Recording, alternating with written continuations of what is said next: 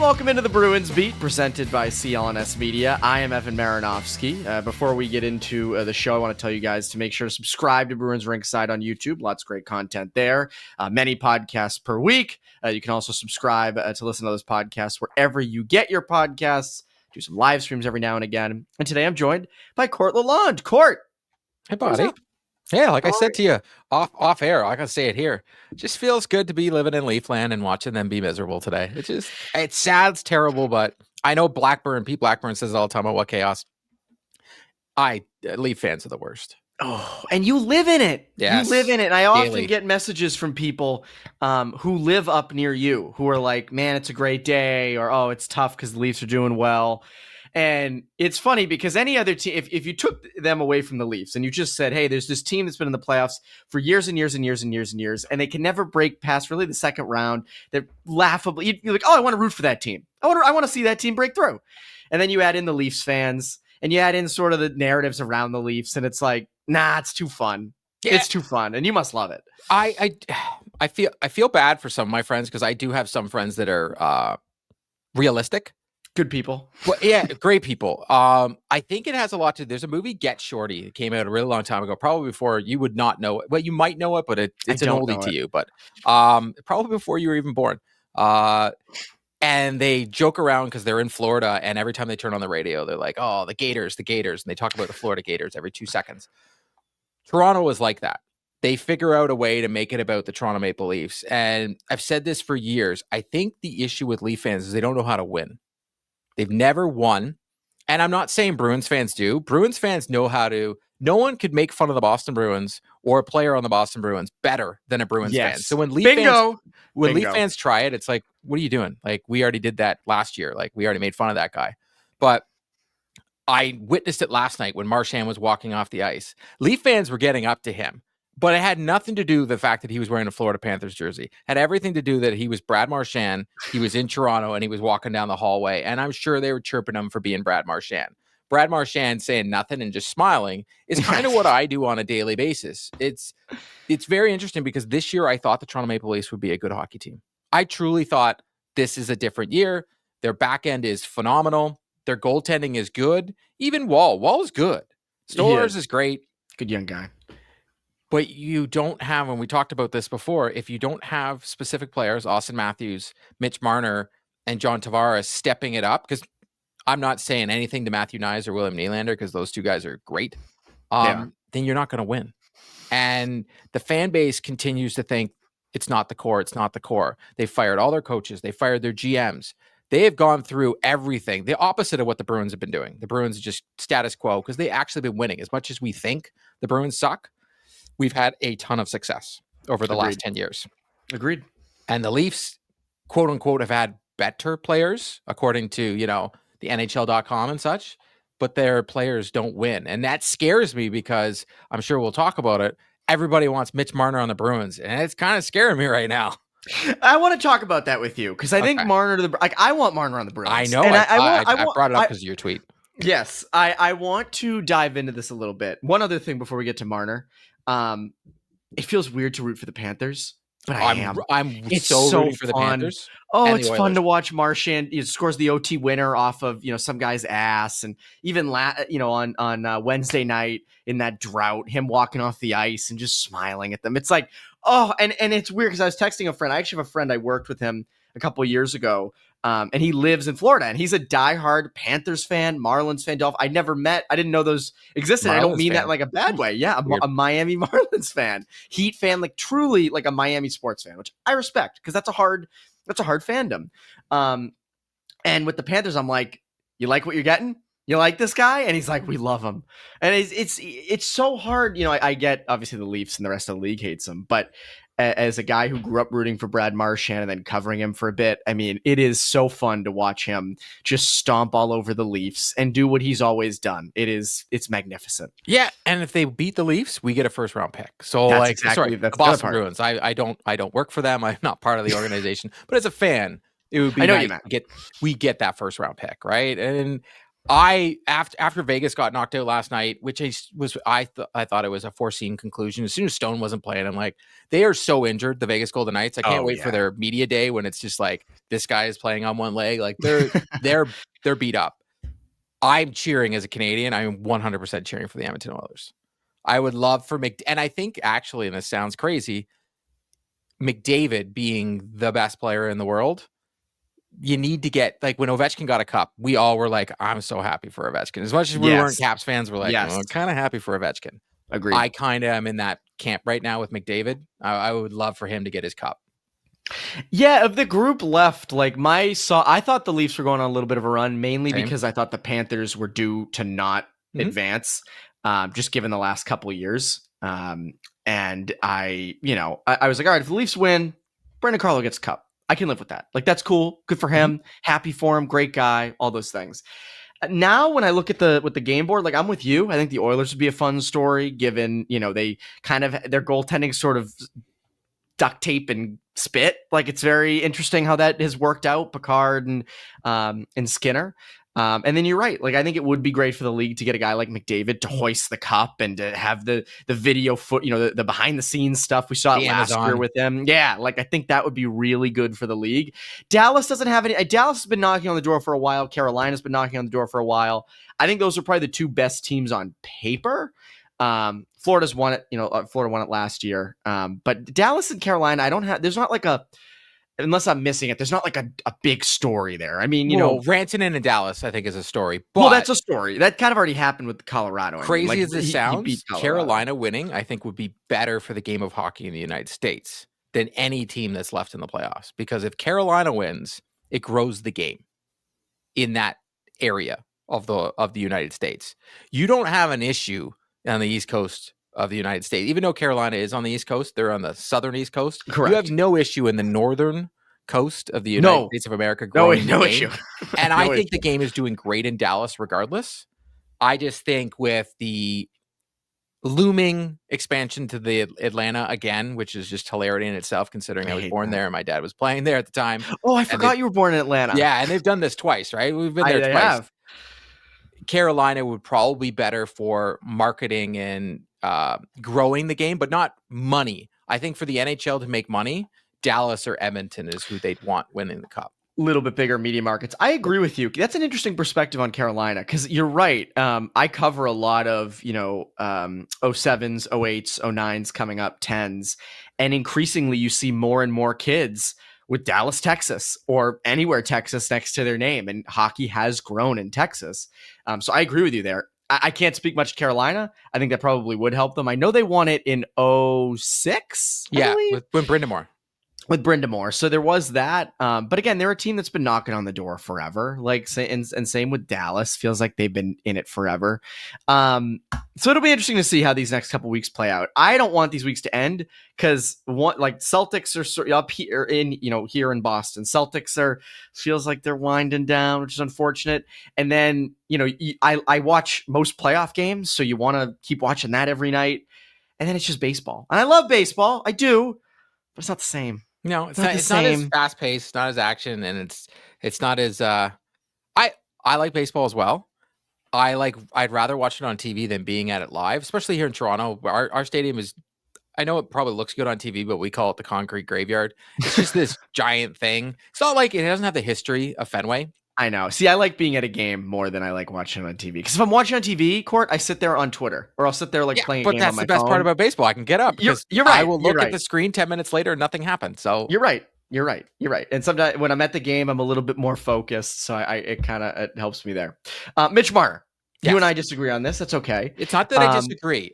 The playoffs is what scares me. I think he is one of the best players in the NHL, a top 5 winger in the NHL. Can get you 100 points per year. It's more of we can change him is the attitude in my brain. Can the Boston Bruins change him? My take, it feels like a loser take, but this is how I feel. I get the playoff stuff. His numbers in the playoffs historically have actually been pretty solid. I believe he has. They actually have, and he played great against the Bruins in 2018. Remember, he was like, even though the Bruins won that series, because they always do, he was like the only reason the Leafs were good. He was blocking shots, doing everything. My point with Marner is, first of all, you need to get back to the playoffs. Mm-hmm. And this team needs superstar, high-end talent alongside Pastrnak. Not on the same line, because you can't put them on the same line, but alongside on the team. And to me, he fulfills that. And I look at it like the next 2 to 3 years, the kids you draft this year, whoever you draft 7th, your second-round picks, probably are not going to come up and make much of an impact for at least 2 years. Unless they can unless somehow Frundell drops. Frundell. I think he is an instant, one of the guys that's in that picks that can jump in the following year. Just the way he plays the game, and he's already playing with men. Wouldn't shock me. And I think that's the benefit of picking those guys out of Sweden. Be like, oh, this Swedish, European, blah, blah, blah. Yeah, if you get Barkov, that guy sucks. Oh, yeah, Alexander Barkov. If you get Frundell, or like if you were picking 11th, I'd be like, if you can get Victor Eklund, like you get that guy. Because again, he's doing this against men. So yeah, I agree with you. Frundell could come in. But the reality is if it's Jake O'Brien or a Brady Martin or even a Caleb Denoyer, those guys aren't coming next year or maybe even the year after, making much of an impact the year after. So Marner keeps, if you got Mitch Marner and had him on the second line with whoever, again, like he's that good. He can elevate guys around him. Well, as of right now, it's Casey Middlestat. That's the thing. And that's a drawback. That is a drawback, Court. I agree with you. But again, he's good enough that should still be able to produce. You're in the playoff. You're in the playoff hunt. You're not wasting Pasternak's prime. You're also not wasting Marner's prime because you're in it every year. Not saying you're cup contenders, but you're playoff contenders. And then 2 to 3 years down the road, when those kids come up, they have a chance to play with a Mitch Marner or David Pastrnak, and you get to kind of build that next core. And the guys like Marner and Pastrnak get to sort of influence it. Now, I know I get the whole playoff thing. I completely understand it. But a guy like that doesn't come around often. And that is, I know you'd rather him be on the left side. If he was a left wing, it'd be like, done. We'd rather him be William Nylander, but continue. Or that. I agree. Or that. Him and Pastrnak are buddies. So like if you can find a way to make that happen. But that's my Marner. That's my reasoning for Mitch Marner. And I understand the contrary to it. I get it. Like I said, I get to watch him a lot here in Toronto. I think he is a phenomenal player. And part of me thinks maybe it isn't just, maybe he needs, and this is growing up here in Ontario, maybe he needs to get away from his dad. Just Google Mitch Marner dad, watch videos. Yeah. I'm going to say this right. He's the worst. Whether Mitch thinks it or not, I think the guy, as a coach in minor hockey, that guy would be a coach cut. Whatever. Don't care how good your kid is. You suck. Don't want him near him. He's toxic. It's just the things that guy says and those old videos you watch, and you're just like, those are not even comedy. It's hard to watch. I don't know how, like when I see that stuff, and I'll often see, hockey dads at games be tough on their kids and stuff, but it always makes me cringe because it's like, it's a game, man. And in those videos, Mitch Marner was like, what, 9? Yeah, dude, he's young. And I forget, why were those cameras following them? Because he was that good back in the day. Oh, okay. Yeah, no, he's older than 9, but he was that good back in the day. Wow. He was one of those kids. So growing up here in Ontario, we have the phenoms, right? We have Connor McDavid. Yep. He's literally 20 minutes down the road. That's where he grew up. 20 minutes down the road for me. I heard about him when he was like 12. John Tavares was another one. We heard about him at a very young age. Eric Lindros, all these guys, when they started coming up through minor hockey, people were packing rinks watching these kids. Wow. Because you knew, and Marner was one of those kids. Marner was one of those kids where, you're driving downtown Toronto to go watch this kid play in a Pee Wee tournament because you're like, wow. And people do that regularly? I didn't know that. Yeah, Marner was one of those kids. Tavares was a exception, right? I think he got drafted to the OHL before, and same with Connor McDavid. Like Connor McDavid grew up not far from me. Parents moved him. So it's funny. He's from Newmarket, Ontario. Well, if you actually ask him, he didn't play hockey in Newmarket because he was that good. Newmarket wouldn't let him jump up the age bracket. So he left and went to go. And down here, you can now, but back in the day, you had to live where you played. Mm-hmm. You couldn't just travel and do whatever you want because, like, unlike the US where you have all these travel teams and such, here in Canada, we just have a lot of kids wanting to play hockey. So there's enough teams. So you can't just let them willy-nilly play where they want. Recently, they're allowing it because the registration has gone down because it's cost an arm and a leg.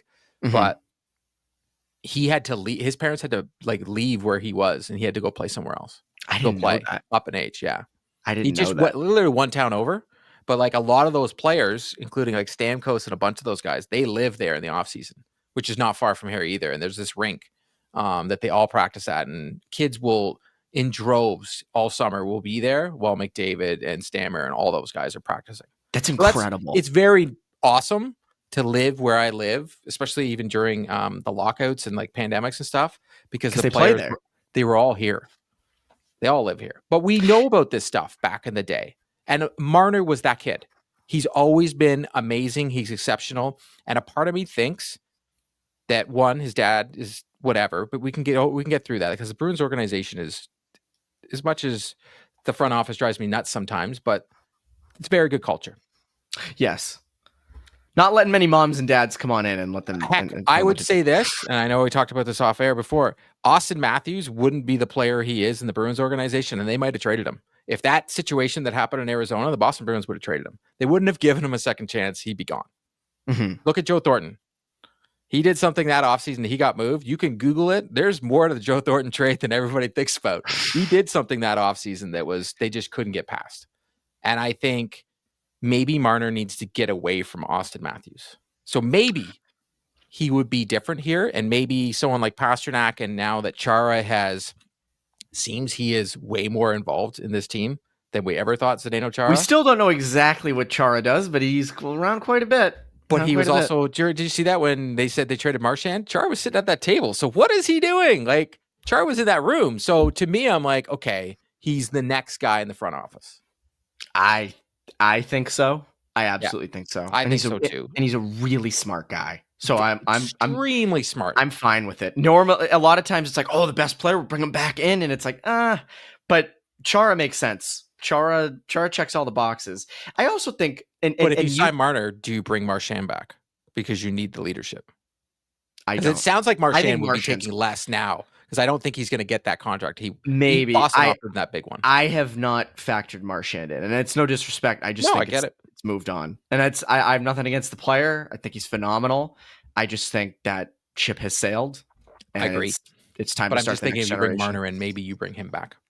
That could be a thing. Yeah, that could be a thing. The other thing about Marner, and you mentioned it, like growing up in Ontario, and I can't relate to this at all because I didn't grow up there. You did. You know the pressure that's up there. People go, well, Boston's a really tough media market. People really care. It ain't Toronto. And growing up there and then playing for the Leafs, it's a lot of freaking pressure. And I do wonder, like people say, oh, he's going to want to go to like a Utah or, kind of get away from the noise. I mean, I don't, I think Boston would still be a great market for him, but also not as intense as insane as maybe Toronto is. You think that could help a guy like Marner? Yeah, it's interesting. Like Boston's pretty crazy, but it is nothing compared to here.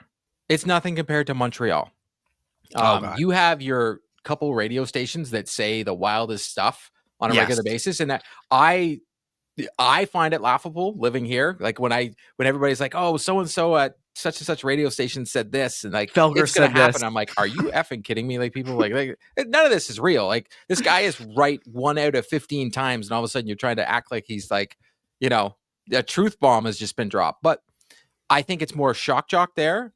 And I think a player can laugh it off. I've spoken to players that have played in Boston, and during this time, like my dad played there, and the media wasn't a thing.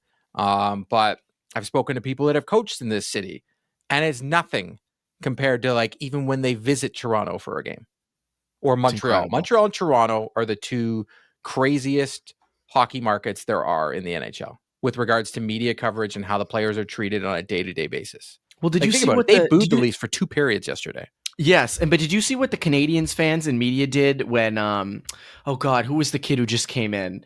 When he arrived at the airport, they had live streams going. Yeah. The Russian kid. Yeah, I'm blanking on his name. Why can I not figure it out? I can't think of the name. He's really right. Hold on. Oh, Davidoff. Yeah. So I at least got people are punching their steering wheels. They were in Toronto, Montreal fans. So he landed in Toronto first. Would you see that at the airport? That's not even in Montreal. Oh, that isn't Toronto airport because any international flight will have to land in Toronto first. So he landed in Toronto first. That group of people, those Habs fans, they were in Toronto to see him. That's how crazy that is. Yeah, you wouldn't see that here. No, and that's what I'm saying. I don't think it's that bad. I do know a friend of mine was very close. He's still very close to Steven Stamkos. And I remember when the whole thing about Stamkos coming to the Leafs thing was happening. And he said to me, he's like, if you could bet on this, and you couldn't at the time, but you could definitely bet on it now. He's like, do not bet on him going to Toronto, bet on him going back to either Tampa or outside chance go to Chicago. And I was like, why? He's like, he's using Toronto as leverage just to get a higher salary, and he wants nothing to do with living here. He loves the fact that he can walk down the street in Tampa and people recognize him, but they still don't care. He's like, he's not going to get booed. He's not going to get yelled at. Now, I will say this. In Boston, probably if you're at a bar late at night, you're going to get the rowdy, dumb fan that thinks that he's allowed to walk up to a player and tell him he stinks or something like that. But yes. Like, I'm sure Tuukka Rask every now and then is like rolled his eyes at many a fan in public in Boston. Well, was it Marner whose car was broken into a couple years ago? Was that? Yeah. It was him. At the Leaf practice. So where the Leafs practice isn't the best neighborhood, which is actually hilarity in itself. But yeah, that was Marner's car. But I think Marner can't just walk down the streets of Toronto anywhere. He can't take, like, the fact that William Nylander takes the subway. But think about this. When William Nylander takes the subway, he's also got camera crews with him. That's why he's okay. But players can't just do what they want when they want out here. You can't. Like, there's no privacy. It's incredible. But then that's a difference to down here. Do you think, now here's the question. So I get the hesitancy on Marner. Do you think they actually do it? I think they make him an offer, but I think, I figured we'd talk about it. The reason Rick Tocchet, Joel Quenneville, and all these coaches have not come to Boston is because they weren't willing to pay. And I think some of that is creeping back into the organization because the team isn't doing well. So for the last 10 years, the Bruins have spent the money. They had always. Zero issue. When I see people say, oh, the Bruins don't spend money, I'm like, well, they do. They don't spend money on their front office and their employees, but they spend money on their hockey players. They do. I am apprehensive that they wouldn't want to pay Marner more than they're paying Pasta. And knowing the way they work and the way they look at things. So Cam Neely is going to be very tough on Marner, and he's going to be like, well, he's soft. So there you have the person in the room saying someone's soft. You're going to have Evan and Don thinking, we want this guy. Yep. And Evan's going to run the numbers, and Evan's going to be like, this is our number. And then he's going to go to Don and Cam, and then Don and Cam are going to discuss, do we offer that number or do we come in at something else? I do think teams like Utah are going to offer more money than a team like Boston Bruins. So it's going to be up to the Bruins if they want to do it. Like, I'll give you an example. During the John Tavares negotiations, the Boston Bruins did not. They were there. They did not even come close to any of the offers everybody else had. That's interesting. So for everybody thinking there was a thing, there was nothing. That was never happening. Because it wasn't enough. It was not even, they weren't coming close. They didn't care. And the leadership on that team of Chara, Bergeron, and Krejci and all them, they didn't want him. Had nothing to do with his skill set, had everything to do with it just didn't think it was a fit. That's interesting. Partially because he didn't come up through system and other things. They just didn't think it was going to work. If he were going to give him all that money, it just wasn't going to work. There is something to be said for a guy like Marner. You know, if he came in, let's say at 13.5, making that kind of money, making more than everybody on the roster, just kind of dropping in, does that affect the room? It sounds dumb to say, but there is that. You do wonder if that. I don't think it would affect the players because players are more resilient than we give them credit for. They are. Like, I hate the narrative that Swayman's contract affected the room because it didn't in any way, shape, or form. In fact, it doesn't. When a player gets paid more money, the next guy knows that the other guy is going to get paid more money. I'm sorry, that's just the way it works. Well, that's why, like you mentioned, like no one can make set more the than bar, Pasternak. and McAvoy was able to get his contract, right? What worries me is like that is outdated thinking on their part. Like the cap is going thinking, up, not the players. Oh, I know, but that's the thing is like if management is going to go that route of nobody can make more than Pasternak, well, then you're not going to win because the salary cap's moving up and the league is making more money and more guys are going to make more money as time goes along. And they'll go by what percentage of his cap hit was when they paid him, not what because that's how players look at it. It's percentage of the cap hit. So, like I said, when Swayman got his bag, as much as he didn't deserve it this year, he got paid, so he deserves to get his contract because he negotiated and he got it. He just didn't play up to the contract. I think I used that incorrectly. The players didn't care, and they were definitely happy for him. There was no animosity from anybody. It didn't make a difference because they all knew the cap was going up. They all knew escrow was going away, and that's all really what a lot of the players just wanted escrow to go away because they've been Yes. tired. And Marchand's been so vocal about how much he can't stand. All the time. Yeah.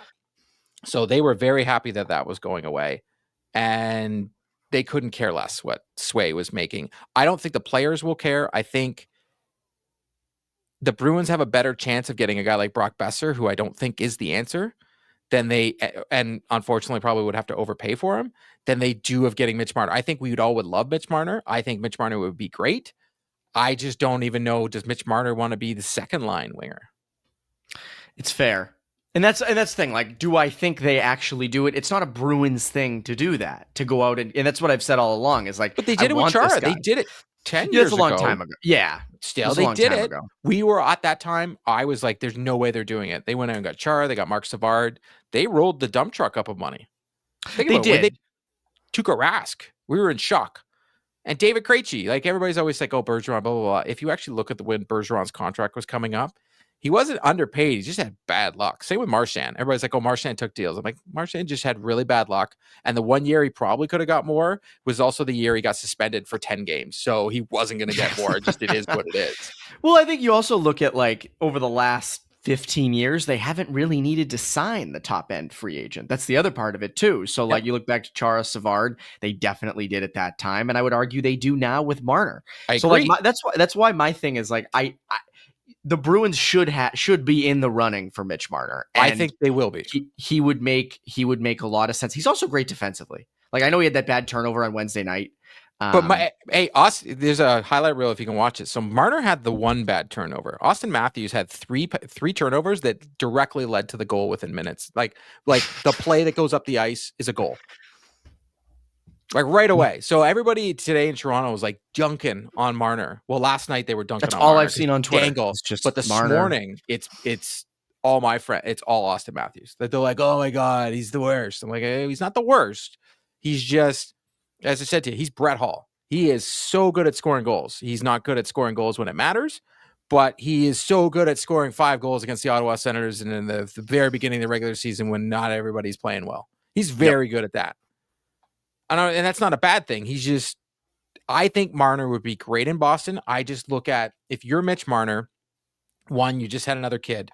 So this is all going to matter. You look at the state tax teams, Dallas won't have the money. That's not going to happen. Correct. Vegas, they would try and make it work. I just don't see how it would, but they would try and make it work.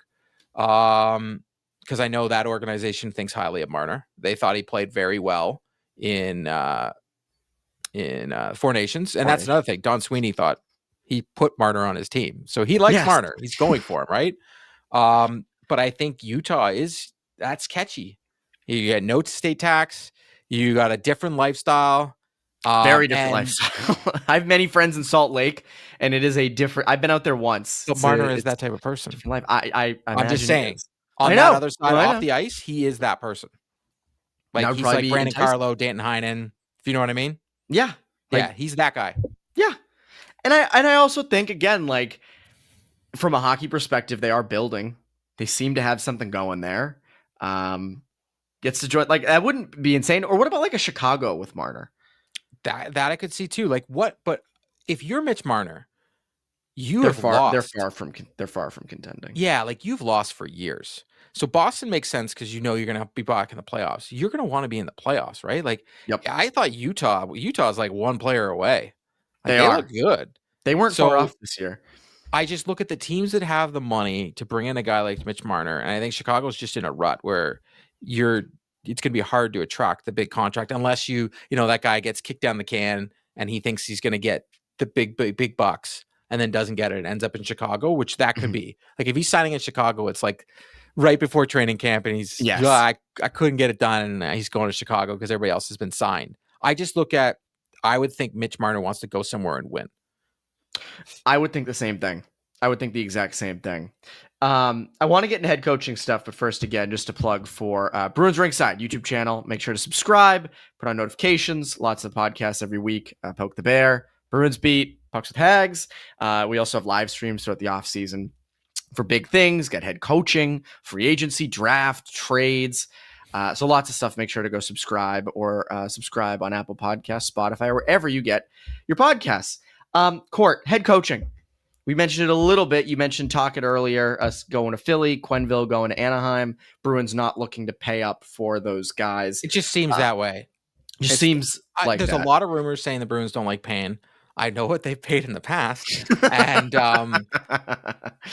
I think Elliot Friedman saying, "Oh, Tocchet might be a Bruin," and then a day later he's a Flyer. But at the if you look at what Elliot Friedman said, but the Flyers are willing to go that extra mile. And where does he go? He goes where they go an extra mile. Because if you're Rick Tocchet, you played in both organizations. One has a better chance of winning, and it's definitely not Philly. But you went to Philly because they're giving you $5.3 million. They are. I don't disagree with the whole paying for head coaching. The only thing is, I wonder if I don't know if the Bruins are in the market for those guys. I know that they're talking to them; they have to do due diligence. It just to me feels like a year, based on Sweeney's comments of getting a coach who can build with this team for a while. It kind of feels like they're going for. We've talked about them like the Donskoff or a Mitch. I think Love. Donskoff is that's who they want. I think it is too. And I think that's that, or at least that kind of guy. You don't put him on the Four Nations roster without thinking. No, you don't. And Sweeney literally was the general manager. Yes. That's why I keep going back to it. It's like Sweeney clearly really likes him. There are other Canadian head coaches out there you can make an assistant who are great head coaches. And Sweeney's also still friends with a coach in Vegas who had him as an assistant and the GM in Vegas who had him in his organization. There's a lot of connections to that guy. There's a lot of connections. And everything I've read, Court, this guy's good. Yes. This guy's good. Now, the drawback is he's not been head coach. So I hate that. I hate that drawback. I am tired of the recycling, but that's why when we're going to get to that Woodcroft, I'm like, please no. Well, so this is what I was just about to bring up. Woodcroft is a name we've seen pop up the last couple Who couldn't do it with the best two players in the world. So you're out on Jay Woodcroft. I am out. He had the two best players in the frickin' world, and he couldn't win. That's true.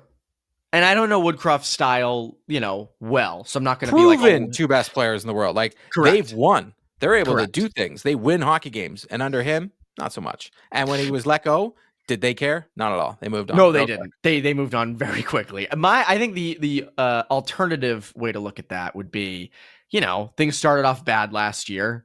Maybe he, that doesn't happen. Maybe he's still there. Maybe they do end up going to the Cup. But again, here's my thing, right? I'm not trying to argue for Jay Woodcroft because if they got Woodcroft, I think that's sort of the middle ground between, next Spencer Carberry type of guy and like that's Peter a big Laviolette. Comparison. But anyway, no, my point is compare Matthew Nyes to Morgan Geekie the other day, and I was in shock. Oh, well, my point. I'm not saying Spencer Carberry. I'm saying like a new style coach. A guy who hasn't really had a chance yet, who's been kind of coming up, versus someone who's been around a while, like a Laviolette. He's the middle ground. Woodcroft has had an NHL head coaching job. It was 2.5 years. Yep. It was and then he got fired and the team went to the finals. Correct. Exactly. But that's my point. And so my point is more so I am on the side of I want a Donskoff. I want a Mitch Love. I want a guy who you think can grow with this team, who maybe hasn't had an NHL head coaching opportunity yet, who's had success wherever they've been. You look at Donskoff. I know he hasn't coached, been a head coach in the AHL. So he hasn't been a head coach. He's coached. Yes, and that's my point is that like he's around Dallas. Far in the playoffs. Vegas. Like these are high-end good teams. He coached with London years ago with the London Knights. Which is that produces everything. London's about an hour and a half drive from where I live. That produces everything. Yeah. You know who they wanted? They wanted James Haggs so badly. Oh, they wanted James Haggs so badly. And you think about it, and it's like, man, if he did go there and had like an insane season, maybe he is just a presumptive number one pick. But that's neither here nor there because the Bruins aren't going to get James Haggs now. And then you look at Mitch Love, and he's had a lot of success coaching in the AHL, assistant with Washington, part of the Carberry coaching tree if you want to go that route. Like that to me, that's where I am. Woodcroft.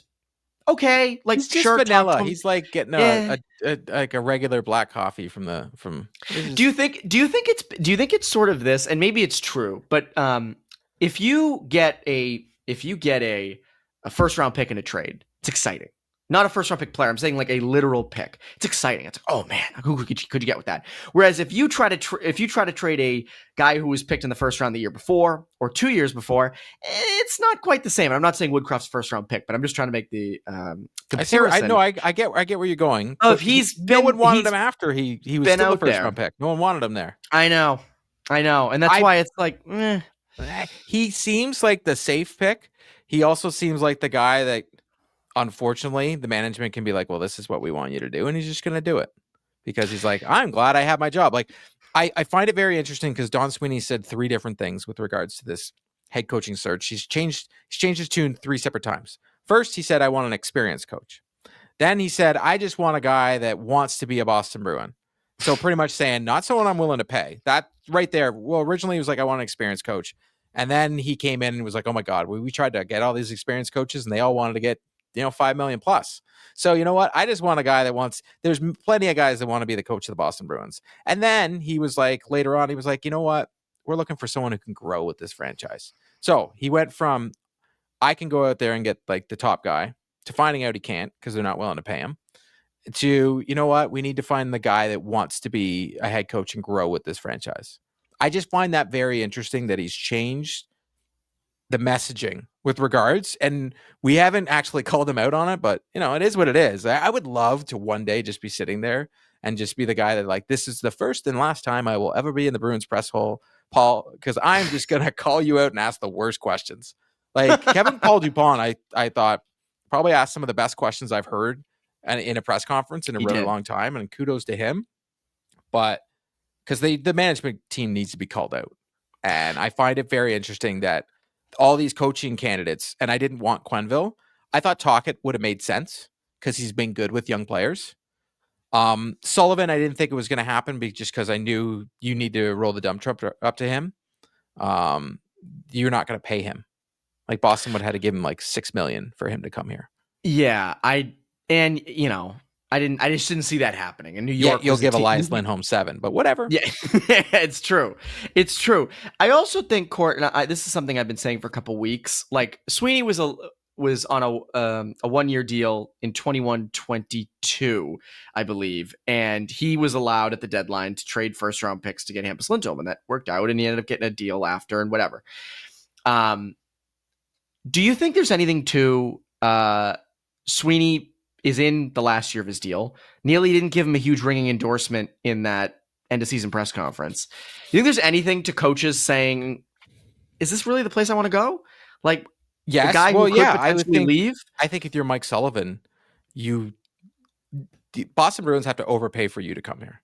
Because one, you hear about everything that we don't hear about from Charlie McAvoy. You hear about all. So you already know all the down and dirties and the things that are, suck to being a part of the Boston Bruins, because there's not one team in the NHL where a player's like, I am happy 100% of the time. That's not a thing. No. Doesn't exist. Doesn't happen in anywhere. I just thought Tocchet would have had, Tocchet's a bit of a hard butt. He would be hard on the guys a little bit, but also good with the young kids. That's why I think Donskoy, he just makes sense. And Woodcroft doesn't. Woodcroft's a very quiet guy, so the players are still, the inmates are still running the asylum. Mm-hmm. So that's an interesting way to look at it. I think you need someone with a voice, and from everything I've been told, the guy in Dallas is the guy you want. And I think Sweeney said it twice now. He's twice in an interview said, one of my candidates is still coaching. Some of my candidates are still coaching. I think the word some is actually one. I think one of his candidates is still coaching. And I think the fact that we haven't, if he wanted Woodcroft could be hired right now. I was just going to say that. Woodcroft is a free agent. You could do that tomorrow if you wanted to. Yeah, and it hasn't happened. 3 days ago. Heard any rumors about it. There's been nothing. The only rumor is the guy that's in Dallas. And I think where there's smoke, there's fire with this one. And I think he actually is the perfect choice. And I wish more teams would take, like I was here in Toronto when I'm not a Leaf fan. I was like, how are you not hiring Spencer Carberry? Like, how are you not, you have him and you let him go. I know. Well, what were they thinking? I know. Keefe is not a tactician. He is, that's what I've been told, one of the easiest guys to coach against in all of the NHL. I think it was you who was telling me that. Yeah. Yeah, he doesn't adjust to anything. Doesn't adjust. And you had one of the best up and comers. Like, I feel bad for Sacco and the Jay Leach fans out there. If Jay Leach is your head coach next year, we're in trouble.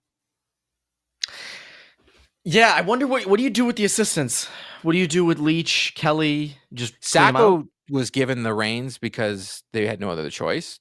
I don't see how you could easily let Sacco either stay. You're not firing him. He did nothing wrong. It wasn't his fault you had garbage in front of him. You can't turn a turd into a diamond. Oh, of course. Yeah, no, I don't put any of this on Sacco. And I said that I've said this before. Like, your head coach doesn't choose your assistants, so they don't. It's the general manager. You think Claude Julien chose Bruce Cassidy? Hey, the guy that's going to take my job. Yes, I want you as my assistant coach this year. Come on in. I mean, even with Montgomery, they brought Jay Leach in, and Jay Leach was someone who interviewed for that job, I believe, when Montgomery got it. I'm not saying he would have got it, but he interviewed for it. So, like, I just think if Jay Leach was going to be your coach, he would have been your coach. Already be your coach. You know him. You don't need to interview him. Correct. I agree. And same with Sacco. So we know two guys that are not the job. And if they are the job, it means you gave up. You had nothing else and you couldn't get the guy you wanted. You lost those guys. And you do wonder, like, how many teams still need a head coach? Because then you wonder with guys like Don Scoff or Mitch Love or these people who are still in the playoffs. You wonder, because what other teams? I mean, Seattle needs a coach, right? Mm-hmm. Yep. Chicago needs a coach. Yes. Boston I don't think anybody's lining up to go to Chicago though right now. That's what I mean. So, like, you should have relatively I'm not saying no problem, but and Pittsburgh needs a head coach, and I don't think you're. But Dubas is going to take some guy that no one's ever heard of, and it is what it is. Or he'll take Woodcroft because he's like, I'll settle. Yeah, maybe. I'll wait for Sheldon Keefe.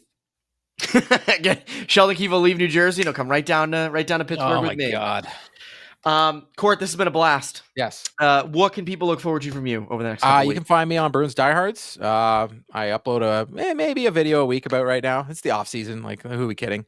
I'm too busy at the rink right now. But yeah, you can also find me on socials at Court Lalonde. Awesome. Court, always a pleasure, my friend. Thank you, buddy, for having me. I'm Evan Marinofsky. Bruins Beat listeners, have a great rest of your week.